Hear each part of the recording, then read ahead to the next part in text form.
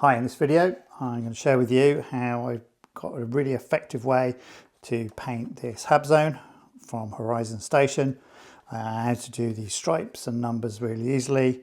It's mostly rattle cans, sponges and just a tiny bit of wash to pick out some details. So let's get started. In this demo I'm going to paint a door wall. So there's a wall section with a door in it. I'll just explain the construction before we crack on. So that component goes in here and we eventually will be gluing this bit on top. So that hides our mechanism and our door will open and shut. So we're going to paint it apart and what we're going to do to start with is I'm going to put down our stripe and number colour. So I've picked this acrylic paint. It's pretty thick, goes on nice and solid. You can have any of the spray paints that work for you. It's not important. The important thing is we're actually going to put this down before any undercoat or anything like that. It will work as a layer. The idea being here, just spray the elements where you're going to want to put your decals or your striping. So we're going to go through quite a few different paints for this job. I would suggest that apart from the primary colours, the main colours that you're going to use, these paints will last and last and last because you're using such a small amount. You're just going to either dust things or you're going to do these sort of things. So let's get some decals on. So for the numbers, I've got this sheet. It's off Amazon. It was pretty cheap. And of course you could just stick these down black and sit on top of your final painted piece. Will be fine. I like to use them as a kind of a mask. So we just literally lift them off here. They're kind of low tack, so they shouldn't lift what you've already got here. And you can be pretty creative about it. It can actually go over different parts of your model. And like I say, if you're not quite sure, you can always reposition them. So just push them down with your thumb. And then for stripes and stuff, I tend to use this Tamiya tape, and it's pretty simple. Just line it up where you want it to go, make sure it's straight. I'm obviously going to paint both sides of this model at the same time. So just lay that down. I'm going to put some. The one thing to remember is that when this final model is made, sometimes this top surface will be seen. So you do want to make sure that these are tidy on the top. Although whatever your base filament color is, that will end up being seen. So that's all tidied up. Just give it a push down. They don't need to be burnished or anything. And if there is a bit of leak, it doesn't matter. That stage done. Now we're going to put down a base coat, which in this case is going to be a dark grey. This is wants to be our core colour. We are going to come back to this. We'll paint this separately, but let's get the dark grey down. So I've come in with a kind of medium dark grey. Again, acrylic. You choose which one, and you want to cover pretty much the whole model here. Obviously we've got a gap here at the top, but that will be covered by the little strip. And we're just making sure everything's nicely undercoated and kind of ready to go. In this next stage, we're looking to add some graduation. So we've come in with our medium. In this case, is some surface primer. Again, just whatever you like and whatever works for you. But we're just putting here, so we're leaving some of the darker behind, and that's lower down. So it just gives a bit of modulation to it and leaving it a bit darker on the top. I think one thing to say is you're going to build up a reasonable few layers of paint here, so it's advisable to let it kind of dry properly over time, otherwise you can get some orange peeling. So just take your time, and this process is really good for doing lots of stuff because ultimately you could line this up with a whole load of them and just dust backwards and forwards over the top. So if you are doing a lot of pieces, by the time you've picked up one piece, done what you need to do, gone all the way through and come back again, they're probably pretty much ready to go again. Okay, for this next colour, it's quite important that I'm using this Colourforge Matte White. It's an ever so slightly off-white. I think what I'd recommend is if you, whatever is going to be your highlight color, your final color, make sure you're spraying something that isn't quite there. This is great for white. So I'm going to dust this. And again, I'm going to dust this. I'm not going all the way down here. I'm just going to be dusting up the top here. But by leaving up off-white, that's going to be here, I've got pure white, which I can use to go and pick out with a sponge to grab the edges, to basically do a little bit like edge highlighting, but lumpy with a sponge. So I'm going to do that now. Right, so with that done, you can start to see that we're getting kind of the last bits of the grey here, the mid-tones here, and then whiter bits across the top. So although we started off dark, it does mean all of these underside areas still have dark in them. And then we've gone to this kind of top third, whether it blows out a little bit in the camera, but the top third is the whiter colour. So we're getting there pretty much for our core base shapes. Right, while I leave that to dry, we're going to do the same process, but this time it's just going to be orange for this. And I think the one thing to think about is we don't want a huge amount of paint on this because it still needs to fit in here. So too much paint build up and we'll end up scraping it off. There is a good margin in there, but multiple layers on here is not the best idea. And of course, gone for an orange door. I've been lazy and left the edges green because by the time they get in there, they'll never be seen. But just one light coat covers it. We're going to make this nice and grimy in a minute, so we don't need to worry too much about modulation. Okay, so before we start the weathering process, what we want to do is we want to reveal our lines. So carefully, and this is always tricky, especially if you've got soft paint, remove your stripes.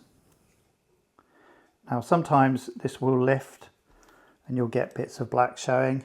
Honestly, that's just all part of the fun of it, and that will just add to the fact that they look like they've not been there for just brand new. Again, gaps and stuff in that. So really quick and easy way to get your color through. Again, these could be multiple colors. You could do the frame edges. You could decide how much detail you want to go into it. The next thing will be some washing, just to knock back and add some more depth to the detail. Okay, washes, you could obviously use any of your favorite washes, your GW ones, Agrax, Null, whatever you like. I kind of make my own mix because sometimes I've got a lot of scenery, it's cheaper. So it's a black ink, a brown ink, some matte medium, and after I put that in there, probably I'll go 1/5 ink, 1/5 the other ink, 3/5, if I can do my maths, of the medium, and then whatever's that's made, I will then add water to the same amount. That generally makes a nice sticky gooey mess, and it flows reasonably well.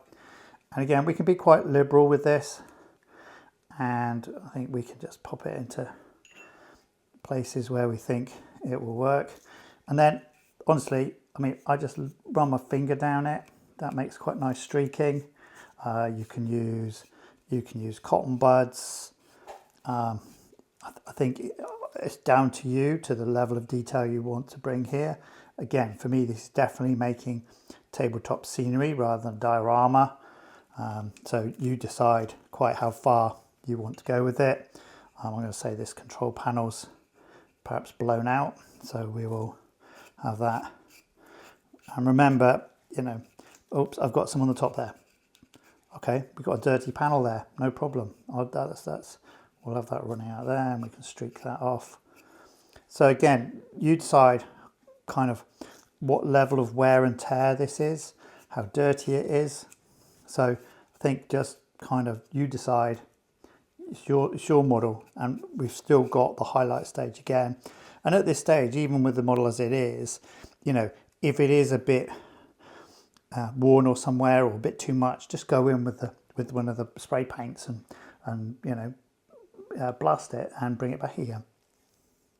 Okay, doing the door here, what we can definitely do here is get it nice and oily. And then what we want to do, so obviously the door opens this way, so let's get all the streaking going the same way, keeping the orientation right so it doesn't run all the other way. Might want to give this another couple of goes, or you might actually want to come in with a grime to make it even more oily, or even oil afterwards. So I think for me, I'm going to leave it there and we'll come back to it. Okay, with this stage, you've got two choices, and this comes down to how you've decided your scenery is built. So for example, if this was going to be perhaps it's paint over a dark concrete, or it's going to be painted steel. When it comes to the kind of chipping, the sponging stage, you would probably want that to come through. And obviously you can get really complicated in that if if it's a vehicle, for example, and you say, right, well, that's the camo color, underneath is the primer and underneath is the metal. Well, you would chip away, first of all, the primer color, and then you would go in and you would chip inside that the metal underneath, and that gives a really convincing sense of it. For me personally, on this one, I want these white areas to be more like highlights. So it's more painty than it is storytelling, but what it will do is it will make this much brighter and feel a little bit more like a top end hab zone rather than a dirty scum den. So very simple, just a little bit of acrylics, some Studio School I mean, as long as it's got good pigment, it doesn't have to be complicated. A bit of old sponge, you can buy bargains of these. Again, we don't want too much sponge. Load the sponge, just test it. It's much easier to come back and add more.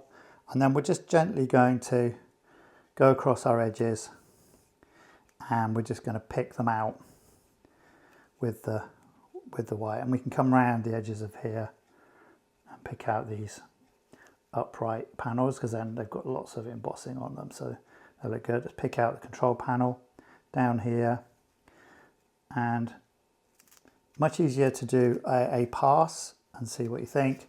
It's going to do the other side. So again, so this is kind of a combination edge highlight and kind of chipping. Again, experiment, find what you like, what works for you. And I think what it does is it makes for a very fast way to really pick out the detail in your scenery. Okay, so I've gone a bit heavy there, so no worries, let's come in, and while it's still wet, we'll move it about. So never precious with it.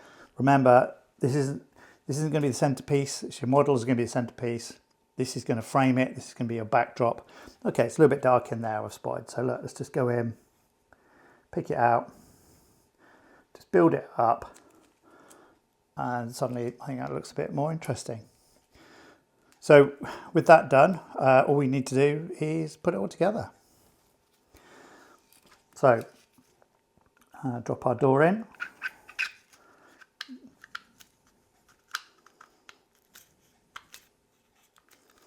And we'll glue that in eventually, but that will probably just snug in there nicely. And we've got our Horizon Station Hab Zone paint scheme. And when you bring all the pieces together, they should form a real sense of place, something lived in, and a great place to play games.